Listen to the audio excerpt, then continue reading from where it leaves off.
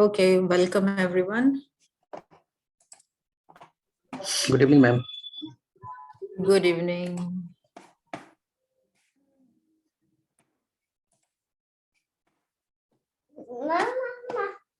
Okay, so today we will try to code whatever we studied in the last class.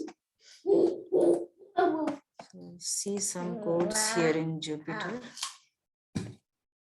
I have a few lines already made here. Let's see them one by one. Am I audible? Is my voice fine? Yes, ma'am. Yes, ma'am. Yes, ma'am. Yes, ma'am. So the last class was wholly dedicated to this descriptive statistics. So let us have some data here. I already have an Excel file. I have named it descriptive statistics. So there are a few imports here. You have to import some libraries. I've imported pandas. And this alias I'm using as PD. And for visualization, for plotting, this matplotlib.pyplot. So first we have to load the data, right? So for that we will use this read Excel from pandas. So this data, let me run it.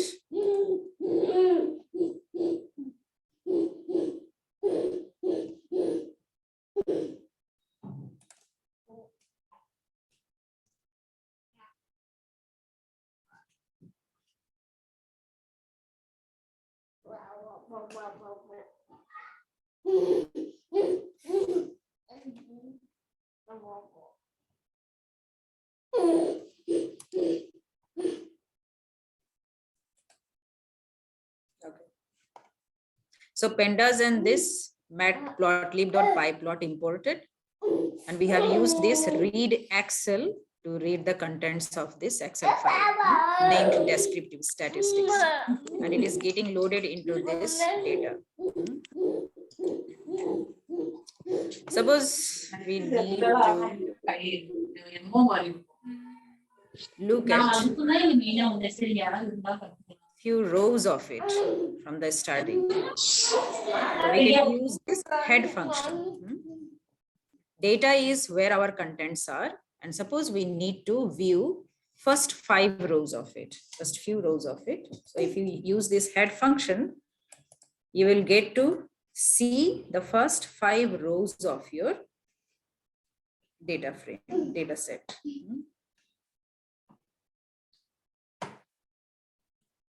Likewise, if you need to look at the last 5 rows of it, you can use data.tail this way. In a way, it is clear that the row we have 474 rows in all. Row number starts from 0 and it's up to 473. So you can check explicitly by using this shape here. So if you use data.shape, it will give you the number of rows and columns in your data set. So as to play with the descriptive statistics, we'll be using this data, this data set. So if you need to look at the size of it, data.size, you will get to know how many cells are there or how many values in all you have. Then you have this data.columns. If you just need to read out the names of the columns, it says these are the column names available in the data that you have stored here.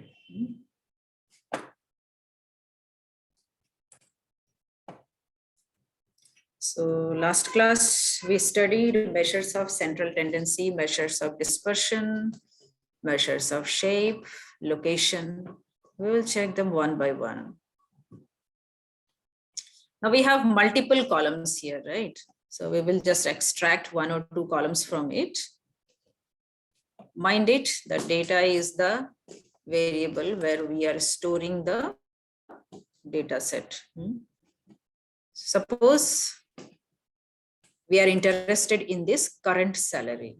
Current salary is one of the columns.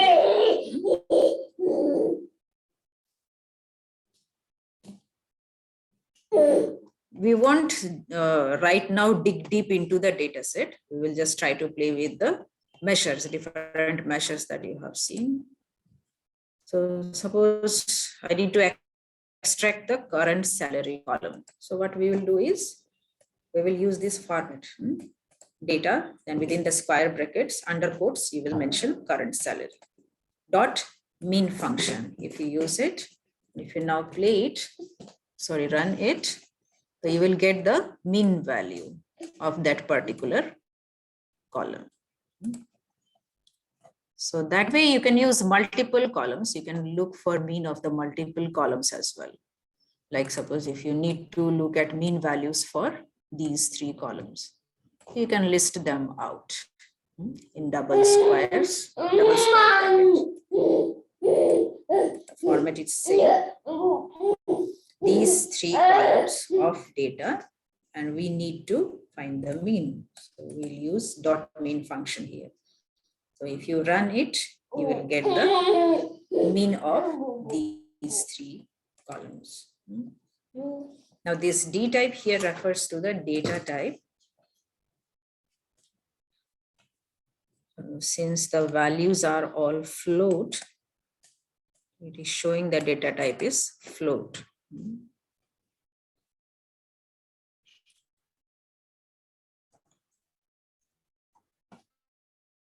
So that is mean. Similarly, you can look for median.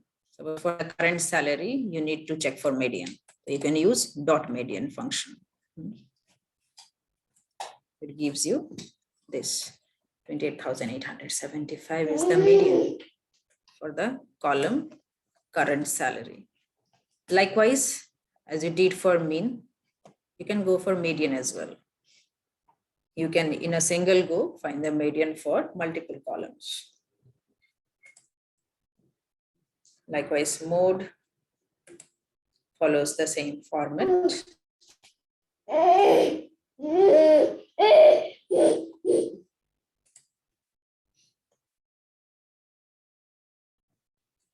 The next was measure of dispersion. Now, measure of dispersion, if you remember, we have 2 major statistics here, right? The standard deviation and the variance. So as to calculate the standard deviation and variance, you need to import the statistics library. So I'm importing a statistics library as ST.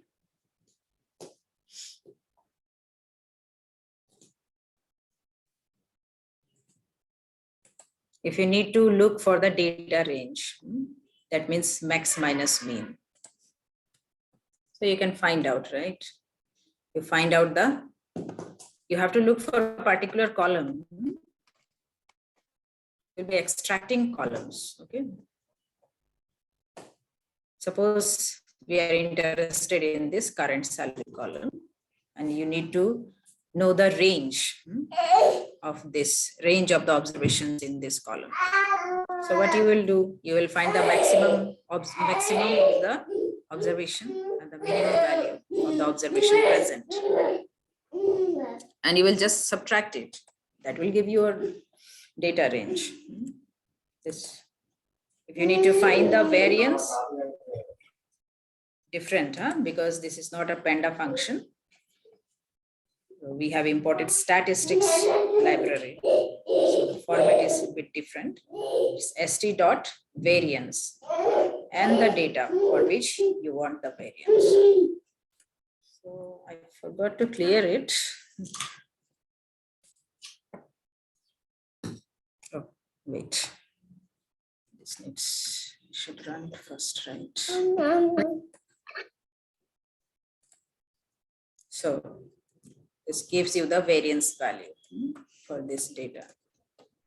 Likewise, if you need to look at the standard deviation, the value of the standard deviation, you have st dot std ev. st dot std ev. When you write this way, though, I hope you understand. No? We have imported st library in the name of st. So from st, we are calling this function stdev to find the standard deviation of your preferred data. Right now, current salary column is our preferred data. So this is your standard deviation value. So likewise, you can use NumPy as well.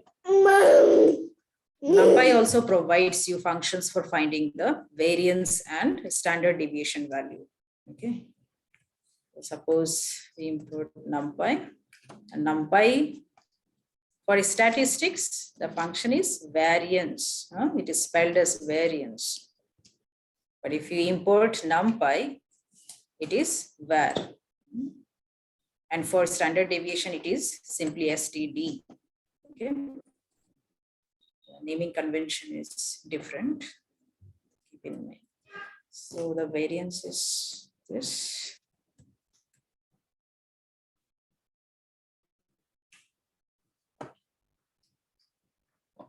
So when you use the statistics function, variance from the statistics library, you get the variance value to be this, right?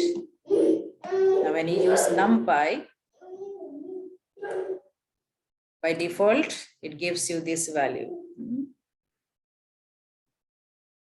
If you need to get the value similar to what you got with the statistics library, so you have to change some default values. If you give degrees of freedom to be 1, then you obtain this value. Do you have any idea why these two different values for variance?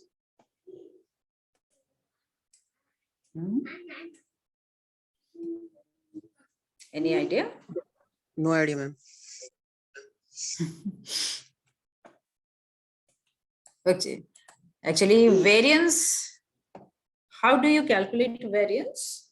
It is the square of the difference between the observation and the mean, right? Sum of all these values divided by the number of observations.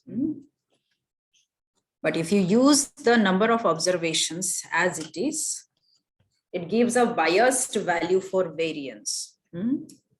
If you need to have unbiased value of variance, you need to divide it by n-1 and not n. So when you set this degree of freedom to be 1, it means you are actually using the variance formula with denominator n-1. Okay. And hence these two values here are different. This is the biased variance value. This is the unbiased variance value. Okay. Unbiased means you have a correction here. Instead of dividing by n, in this case, you are dividing by n-1 to get the variance value. Whereas in statistics, they are straight away using the n-1 in the denominator. Okay, Ankit Thapa, do you want to say something?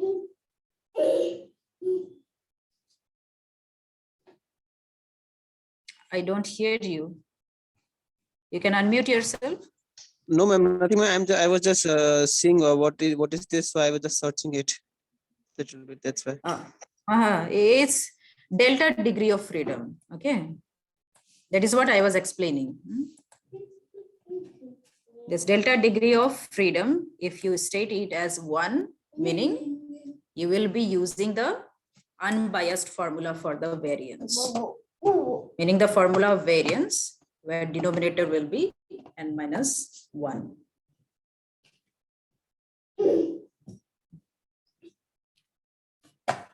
Is it clear? Yes, ma'am.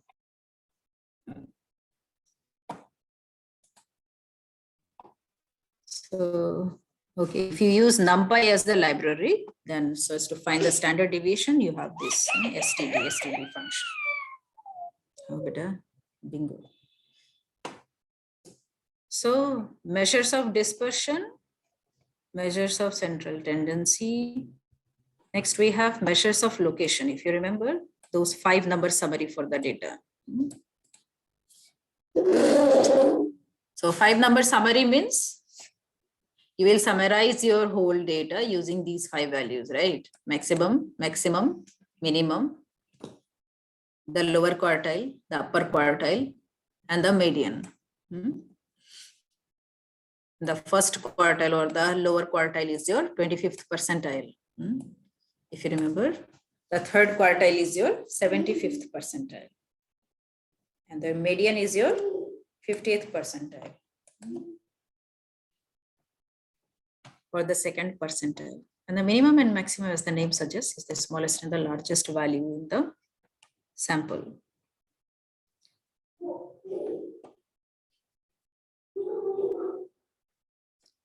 So here is your maximum minimum value getting calculated and stored. I hope it is understandable. You are assuming, you are considering the current salary column. It is your column of interest right now, your data of interest. So you can straight away find its minimum using the min function here. And for maximum, you can use the max function. And so as to find the percentiles or the quartile values. So you can use the percentile function from the NumPy library. np.percentile, input the data for which you want to calculate the percentiles, and then mention.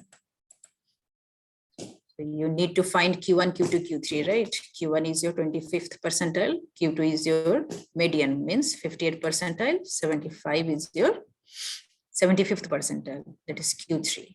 It will straight away give you the values. Now you can print them. So these are the values. So these 5 values summarizes your data.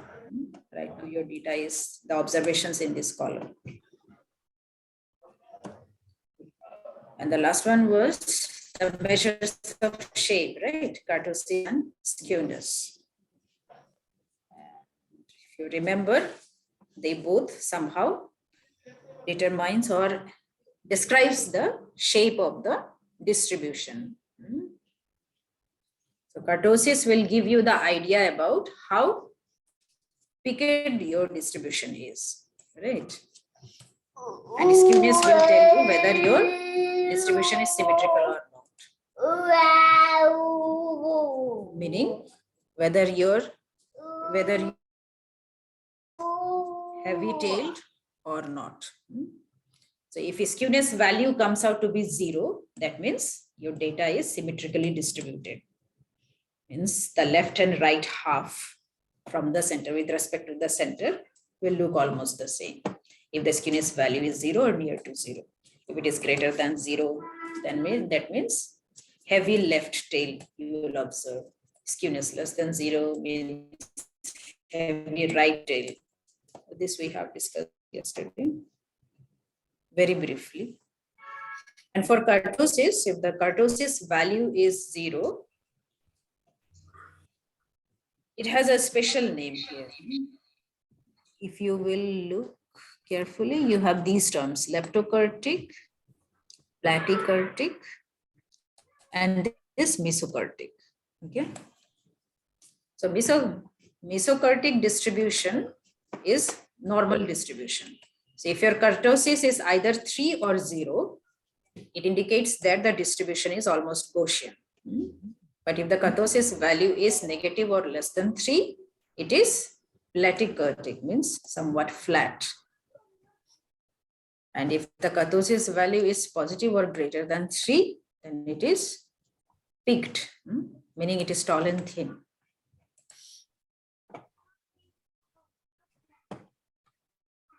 So from whatever the columns we have, we'll try to find these values for them. Did I calculate kurtosis here? Yes. Okay. Now for the columns in the data, you look at the distribution. They're almost same. I tried checking them all. So it looked almost same. So what I did was created simulated a Gaussian distribution here. Okay, this one. You remember, right, what Gaussian distribution looks like?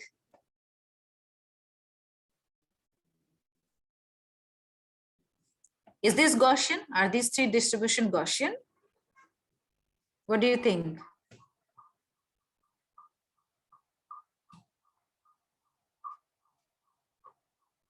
How does a Gaussian distribution look like?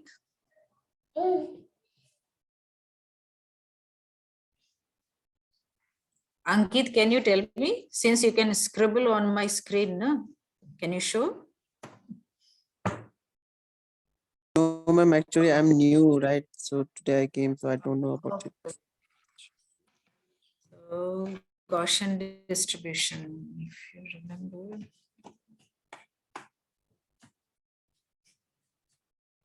Okay, it's here itself. No?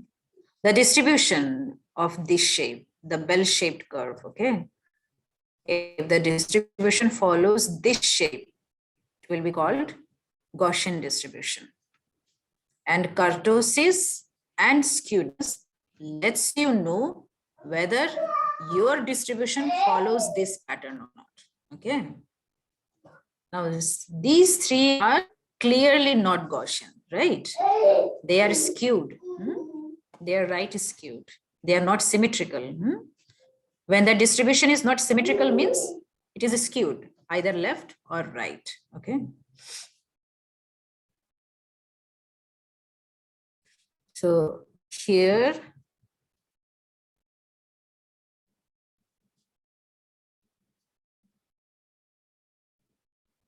this one. Okay.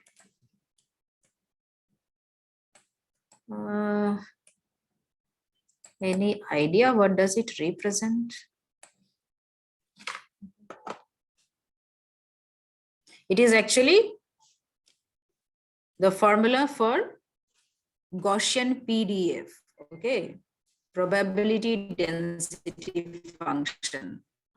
With the help of it, we can create a Gaussian distribution curve, this. So I've used that function here. If you look carefully, it is actually 1 divided by square root of 2 pi. It is 1 divided by square root of 2 pi times exponential power x square divided by 2 and negative, okay? This is actually the Gaussian PDF, the formula for Gaussian PDF. And this formula is specifically for the standard Gaussian distribution. Since you don't observe mean and standard deviation, no? A Gaussian distribution is parameterized using mean and standard deviation. So for this particular standard case, mean is 0 and standard deviation is unity. That's why you don't observe sigma and mu here. Sigma is 1, mu is 0. So that formula is used here. And that's how the Gaussian distribution is simulated. Now you have to input data here, right? This x value. So this x value is this vector. The 100-point values between -5 to 5. So now you can plot x comma y. So PLT is, we have imported that matplotlib.pyplot library, right? We are using it to plot xy and then find the kurtosis values and the skewness. So the kurtosis value is, it is almost Gaussian, right? If it is almost Gaussian, then you will either get the kurtosis value to be 0, near 0, or 3. It depends what formula has been used or what expression has been used to derive the value. And this is skewness. When skewness is near to 0, it is almost symmetrical, left and right. It is almost 0, near to 0 only. Since it isn't exact Gaussian, we have to use little more values. We can play with the ranges. So you will see if you approach exact Gaussian, so this will be very near to 0. So estimates from the statistics library. If you use the kurtosis function, so you have these 3 options. You can either use the default kurtosis, or you can use the kurtosis for which Fisher value is false, or the kurtosis for which Fisher value is true. So when you use the default kurtosis, means the expression has an extra adjustment for 3 here, okay? And when Fisher is false, if you find this part, Fisher false for kurtosis, that means the adjustment for 3 has not been made. That means if it is Gaussian, so you will get the kurtosis value to be near to 3. Okay. So you have these 3 choices, anyone you can use, but you have to keep in mind which expression means what.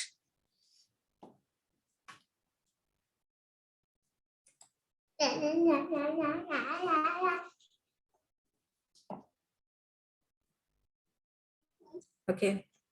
So last class, we dealt with these measures.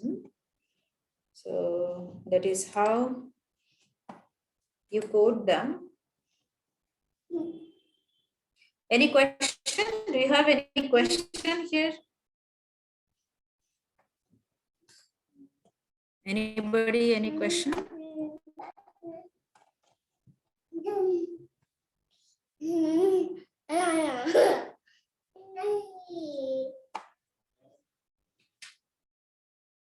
You have no question, then maybe we can look at one more file. This might interest you. Okay. So for the majority of the classes that we will do, I will try to hang with this IRIS dataset. Okay. It is one of the most commonly used dataset for beginner data scientists, those who are just beginning their data science journey. This IRIS dataset is the most favored one, the simplest of all and the most used one. So let us go into detail of this dataset. So as usual, you have to make some imports here. So import NumPy, import pandas, import matplotlib.pyplot. Like matplotlib.pyplot, we have Seaborn as well. This library also offers a range of functions that produces beautiful plots. We will see a few of them on the go. So this IRIS dataset, it is stored in my drive. I have provided my path here. And like previous case, earlier I used pd.readexcel, right? Because I had Excel file there. Now this is a CSV file. So you will use read CSV function. Now this data set, the task associated is few attributes of the flowers are given and you have to predict the correct species of the flower. Okay. Now suppose, let me run this one.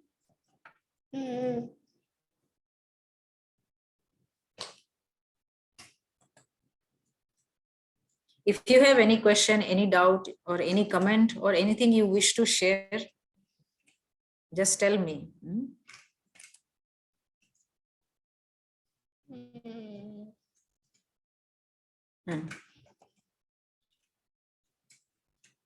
So this is our data If set. you have Okay? any doubt, Iris. please ask. Either madam, can we continue on that? And madam, within 2 minutes is going to be off, I think. Oh. 40 minutes. Again, I am just logging. Yes. Anyone who have interest on this class, please log in again in this Zoom call. It's around 5 minutes. After 5 minutes, it's going to automatically off in Zoom meetings. Madam, please continue on that.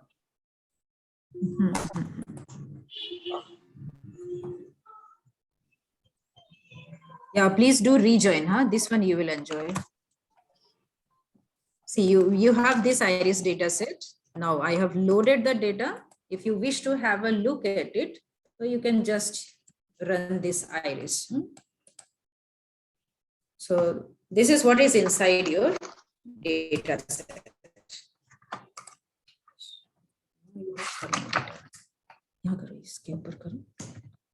So you have 4 attributes. These are called attributes, okay? These are some measurements that has been made with respect to these species. Many samples were taken, and for all those samples, sepal length, sepal width, petal width were measured, and they have been tabulated this way. So you have 4 attributes and the name of the species corresponding to the attributes, respective attributes. So if you will say straight away write Iris here, so you will get to see the bird's view of this. It straight away shows you how many number of rows and columns you have. Out of 6 columns, you have 4 attributes and 1 species column. And this is the ID column.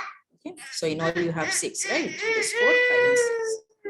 And you have 150 rows. Now, since this ID looks redundant here, right? So we can remove it. If you wish to remove, you can remove, or you can let it be. If you wish to remove, you have this drop function. So iris.drop, name the column that you wish to drop. And if you write it 1 or 0 here, it refers to row or column. Now, since ID is your column, so you will write 1. If you need to remove rows, you will write 0 here. Now, once again, if you take a look at Iris, now that ID column has been dropped, right? You are left with only the attributes and the species column. This function will let you know few more information about the data. Info function, it gives you some information about the function. What information? Just take a look at it. You have these columns. None of the columns have any null values, meaning some meaningful values are there in all the rows and columns. And you have total 150 observations for each.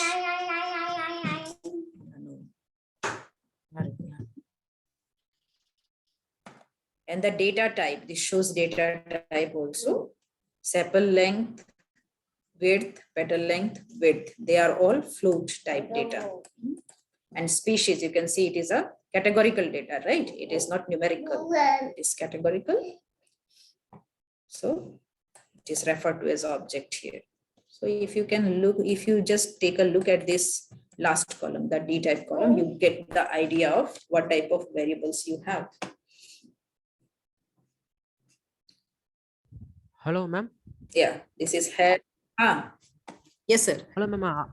No, ma'am. How can we get this data set, ma'am? Oh. From where can we get it?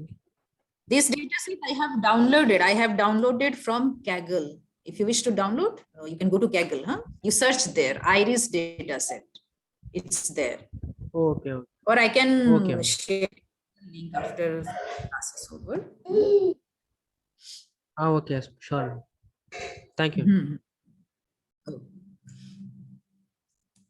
So this info function provides you these information.